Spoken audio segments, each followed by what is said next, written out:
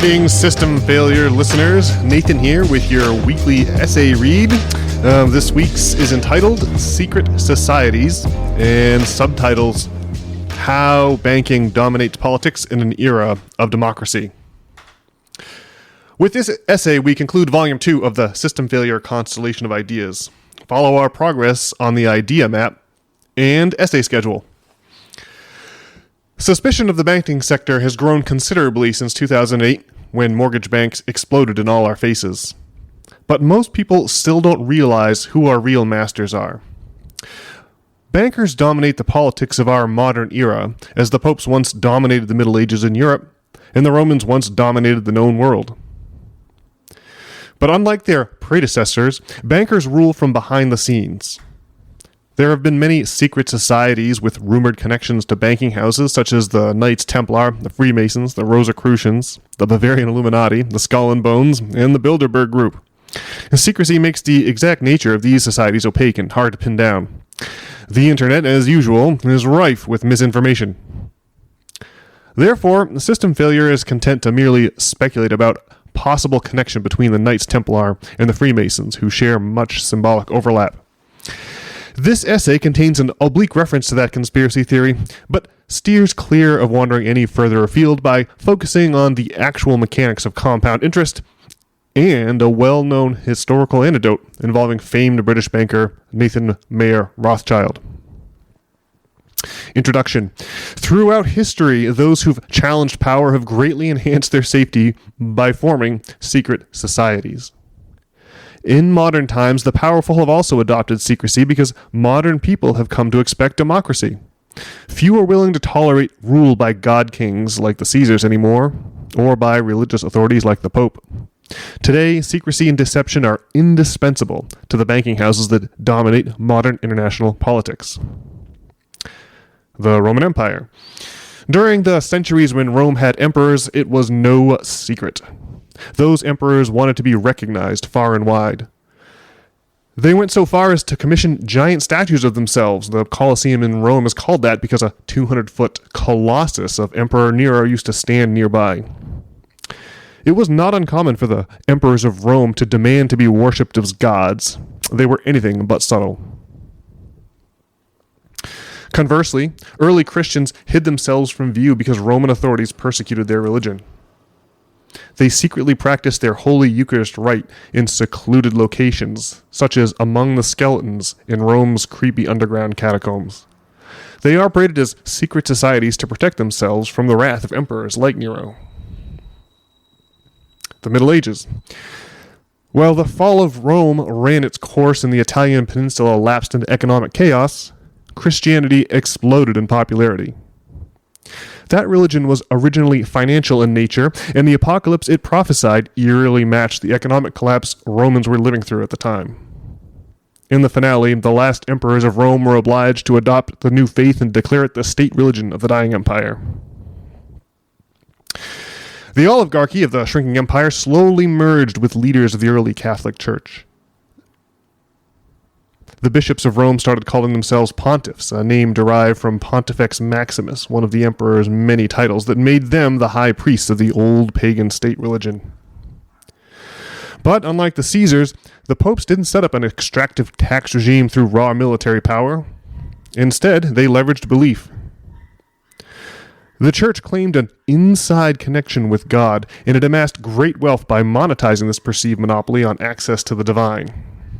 This so-called sale of indulgences got so shameless that it became a major cause of the Protestant Reformation.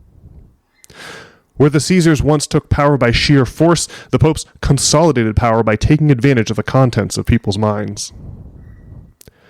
For ideological enemies of the church, it was scarcely any safer in the Middle Ages than it had been for early Christians living under Nero. It was illegal to disagree with the church, and those convicted of heresy were brutally punished. The Knights Templar were a famous example. These warrior monks protected pilgrims during the Crusades by pioneering international banking practices. Their lending activities made them so wealthy that their rising power and influence threatened the Pope, who condemned the banking knights as heretics in 1307. While the Knights Templar in France were tortured and killed, their counterparts in the British Isles formed secret societies and lived as outlaws, just like the early Christians. The modern era. For 3 centuries, the surviving banking knights relied on secrecy to protect themselves from further persecution. Meanwhile, the Protestant Reformation culminated in the brutal 30 Years' War, and the resulting Treaty of Westphalia severely curtailed the political power of the Pope in 1648. No longer fearing persecution from Rome, those banking knights soon emerged from hiding as Freemasons and founded the Bank of England in 1694. But they did not abandon their secretive ways. The Bank of England was effectively the world's first central bank. Gradually, bankers consolidated political power by taking over the issuance of currencies in countries around the world.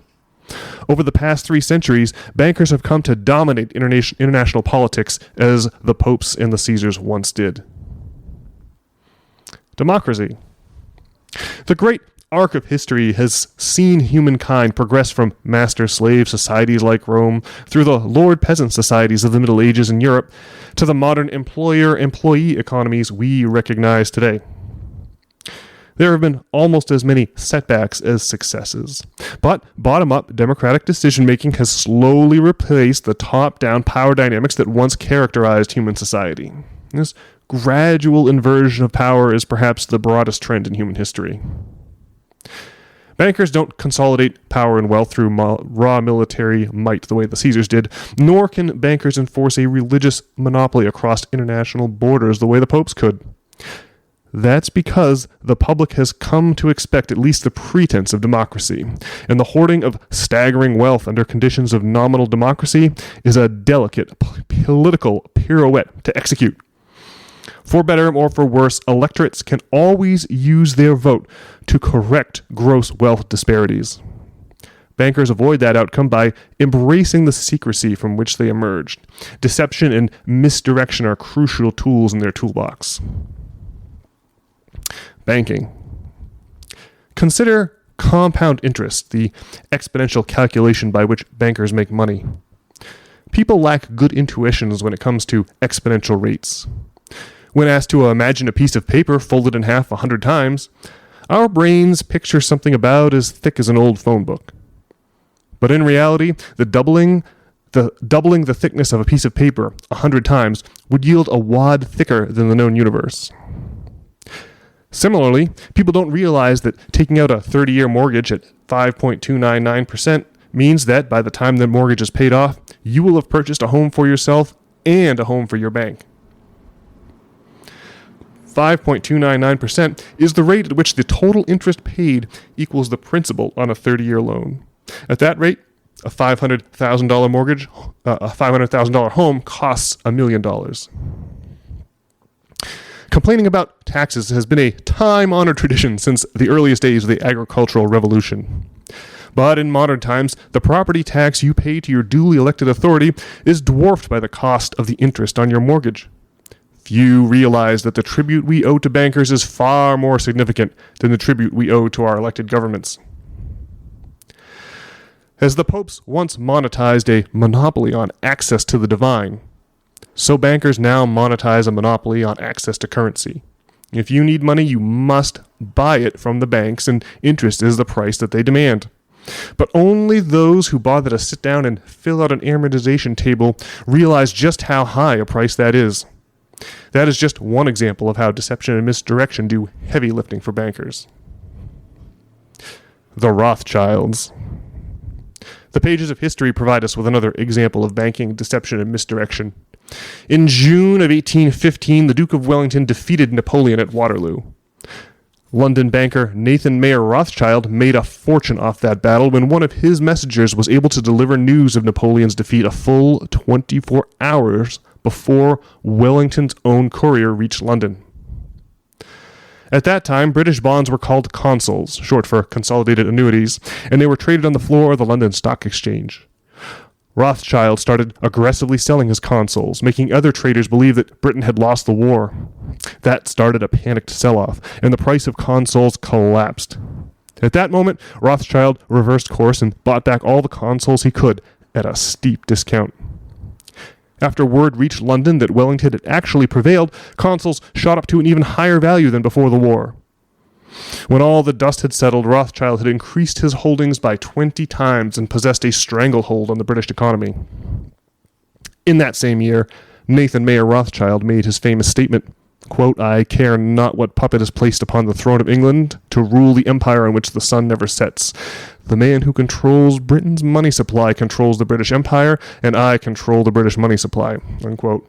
His quote reflects the same truth that filling out an amortization table reveals. We're actually ruled by banks and not by representative governments. Conclusion. The slave economy of Rome, ruled by Caesars, came to a notorious end. The peasant economy of Europe, presided over by popes during the Middle Ages, also had an expiry date. And it's a historical certainty that the sun will also set on our modern economic paradigm of employers and employees. It's only a matter of time. Because of the proliferation of democracy, the modern bankers who today dominate international geopolitics have adopted all the secrecy and misdirection that historically protected the opponents of power. Secrecy allows our modern ruling class to preserve a status quo that richly benefits them. They've effectively dammed up the great river of history by delaying the natural flow of human society into its next great era. And for further materials this week, I just have a quote here from Will and Ariel Durant's The Age of Napoleon, published in 1975. It just gives you a little bit more background on Rothschild, or at least Nathan Rothschild. Quote, in 1810, Nathan Rothschild, whose dates are 1777 to 1836, established in London a branch of the firm that his father, Mayer Amschel Rothschild, had founded in Frankfurt am Main. Nathan seems to have been the ablest of the financial geniuses who distinguished the family through several centuries and in many states. He became the favorite intermediary of the British government in its financial relations with foreign powers. It was he or his agents who transmitted from England to Austria and Prussia the subsidies that enabled them to fight Napoleon, and he played a leading role in the industrial and commercial expansion of England after 1815. Well, alrighty, folks, if you liked that audio essay, be sure to sign on to nop.substack.com and get the printed version, which has all kinds of links and pictures and other things that you can see that I can't communicate over the air. And if you'd like to send us an email and let us know what you think of this or anything else you've heard on this program, do so by emailing nop@substack.com.